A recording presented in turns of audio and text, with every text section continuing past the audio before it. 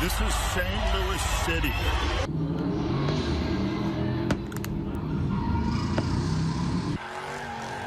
Dragouts, burnouts, and donuts. Dangerous driving and antics have plagued St. Louis streets for years. Examples, in fact, play out here on your screen. And tonight, Alderwoman Kara Spencer is looking to make a change. Under a new proposed bill, street takeovers and other acts of reckless and dangerous driving would be banned, and police would have stronger abilities to punish drivers. Some of those bans include burnouts, donuts, drifting, and wheelies.